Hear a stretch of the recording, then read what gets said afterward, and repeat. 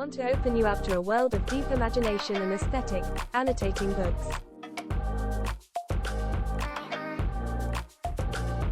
If you're new to the concept of annotating, check out the Oxford definition above.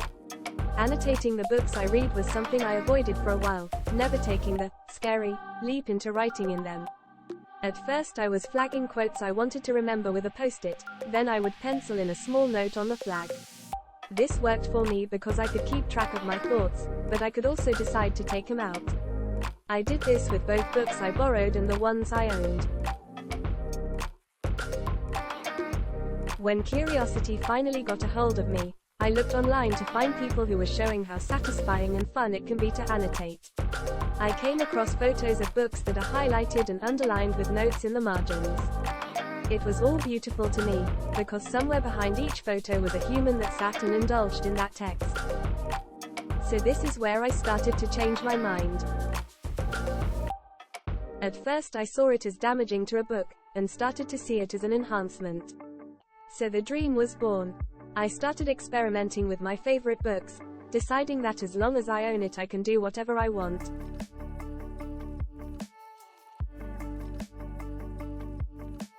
I can tell you the very moment I knew the time was right to begin.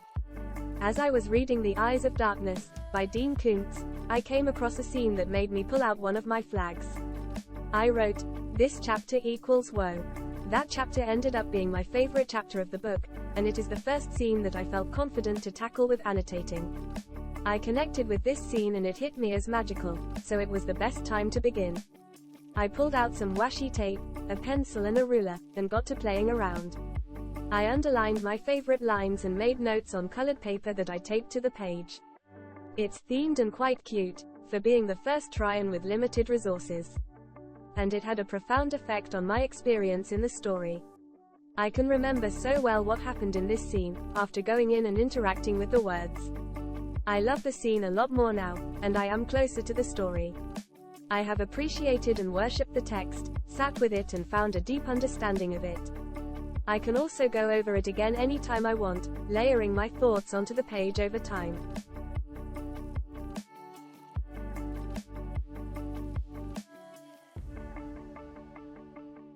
A note for nonfiction. Many nonfiction books come to my mind that I could analyze and study deeper by annotating them. To name a few, The Artful Edit by Susan Bell, The Right to Write by Julia Cameron, Zen in the Art of Writing by Ray Bradbury. For me, this technique should thrive in nonfiction. There is always something to learn and understand that I can't digest in the first read through of these books. I want to approach this when I have a bit more practice.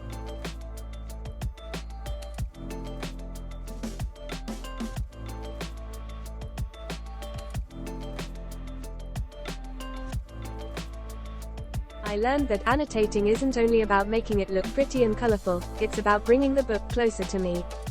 It's about diving in and getting my hands involved in the text, and filtering the text through my own words. My own thoughts. Penciling notes in the margin and underlining good quotes. Once I find a set of pens and highlighters that won't bleed through the pages, I will be eager to incorporate them.